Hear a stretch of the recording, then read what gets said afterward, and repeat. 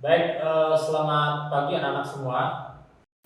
Terima kasih karena kalian sudah melihat tayangan ini. Yang pertama, Bapak ucapkan semuanya untuk tetap semangat di masa pandemi ini. Mudah-mudahan kalian terus diberikan kesehatan dan juga terus semangat dalam belajar, dalam mengikuti setiap kegiatan yang dilakukan oleh sekolah maupun kegiatan-kegiatan di rumah.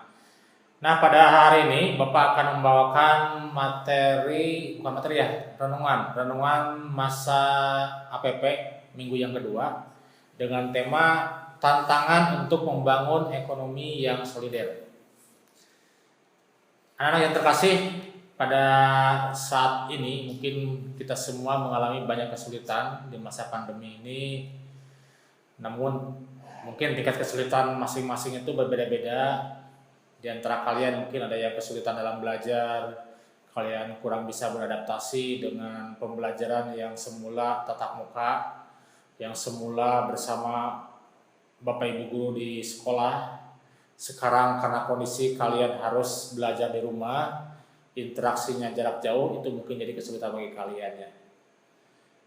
Ada juga yang mungkin kesulitan untuk bersosialisasi dengan teman-teman ya. Ada juga mungkin yang juga kesulitan dalam hal ekonomi ya.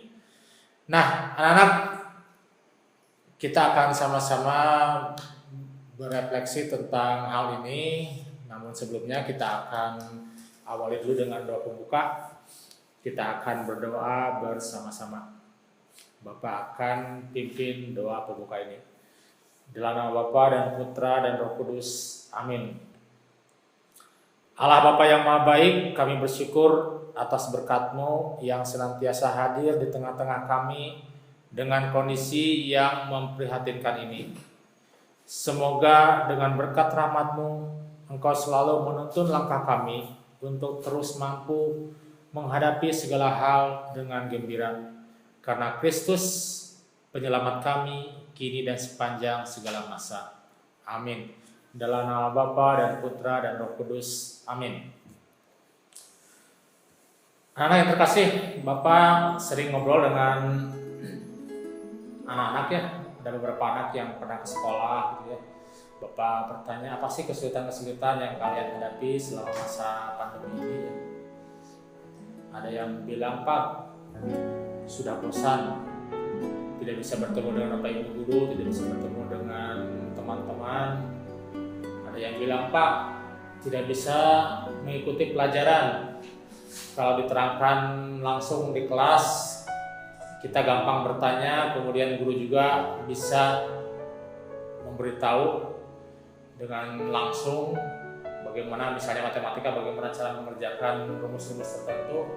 Tapi dengan jarak jauh ini, ada yang merasa juga sedikit kesulitan kalau seandainya ada hal-hal yang tidak dimengerti ya. Dan juga mungkin ada kesulitan-kesulitan yang lain. Nah, anak, tapi pertanyaannya, apakah di tengah kesulitan ini kita masih bisa berbagi dengan sesama kita? Karena di luar sana mungkin banyak orang yang mengalami kesulitan jauh lebih besar dari apa yang kalian alami. Bapak pernah juga bertanya, apa sih yang bisa kita lakukan untuk sesama kita yang mungkin sedang kesulitan? Ada yang mengatakan, Pak, kita bisa membantu memberikan konsumsi, memberikan makanan yang kita miliki kepada orang-orang yang membutuhkan. Ada juga yang bilang, Pak, ada tetangga kami yang kena COVID, kita membantu dengan menitipkan makanan, disimpan di dekat gerbang rumahnya, di pagarnya, biar kita pun safe, tidak kontak langsung. Ada juga yang seperti itu ya. Intinya di tengah-tengah kesulitan ini bukan berarti kita pun tidak bisa melakukan sesuatu untuk sesama kita. Banyak hal juga yang bisa kita lakukan. Nah, pada kesempatan ini Bapak akan membacakan, ya kita sama-sama akan merenungkan baca dari kitab suci dari Lukas 21 ayat 1 sampai 4. Persembahan seorang janda miskin. Ketika Yesus mengangkat mukanya, ia melihat orang-orang kaya memasukkan persembahan mereka ke dalam peti persembahan. Ia melihat juga seorang janda miskin memasukkan 2 peser ke dalam peti itu. Lalu ia berkata, "Aku berkata kepadamu, sesungguhnya janda miskin ini memberi lebih banyak daripada semua orang itu.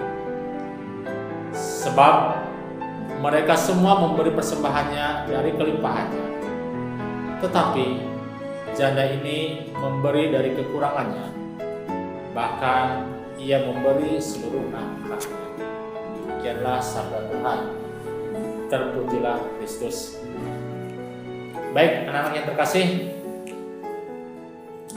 ya kalau kita merenungi bacaan kitab suci, kita melihat bahwa seorang janda miskin ini mampu memberikan yang dia miliki, mungkin seluruh yang dia miliki, untuk dipersembahkan kepada sesamanya yang melalui persembahan di rumah ibadat.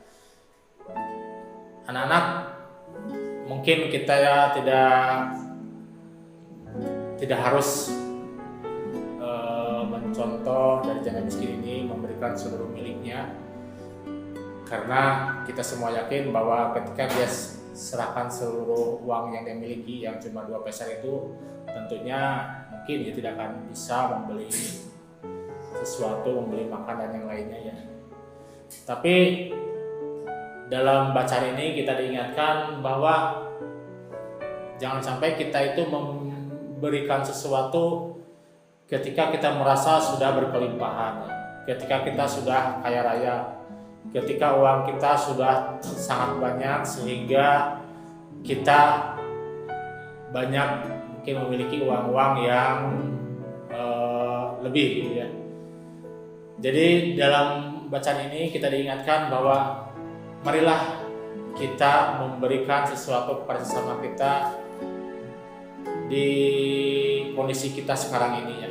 Jadi tidak perlu kita menunggu kaya dulu, tidak perlu menunggu kelimpahan dulu. Marilah kita berbagi dengan sesama kita berdasarkan apa yang kita miliki. Jadi itu pun menjadi penekanan dalam tema APP minggu kedua ini. Tadi Bapak sudah sampaikan bahwa bagaimana kita membangun ekonomi yang solider. Nah, anak-anak yang terkasih, mudah-mudahan kita juga bisa membangun niat-niat kita, dan Bapak juga mengajak kalian, mari kita membangun niat tersebut. Apa sih yang bisa kita berikan kepada orang-orang di sekitar kita berdasarkan apa yang kita miliki. Jadi bukan nanti menunggu kita kaya raya dulu, menunggu berkelimpahan dulu, tapi bagaimana mungkin marilah kita punya niatan, kita bisa memberikan apa yang kita miliki untuk sesama kita. Mungkin bisa berupa kemampuan kita, bisa berupa materi kita, perhatian kita, cinta kita, dan banyak hal. Marilah kita tutup pertemuan ini dengan doa penutup. Mari kita berdoa dalam nama Bapa dan Putra dan Roh Kudus. Amin. Allah Bapa yang murah hati, kami bersyukur atas berkat dan cinta-Mu. Semoga kami senantiasa tekun berdoa, mampu bersaksi, dan rela berkorban seperti janda miskin dalam bacaan Injil tadi.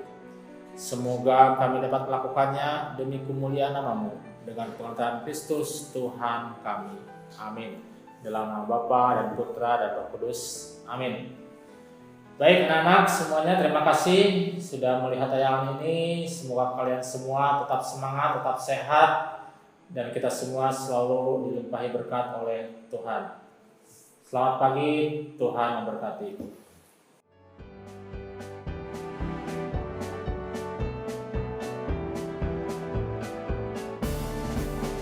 Kami anak-anak misioner, kami sobat-sobat Tuhan Yesus, berdoa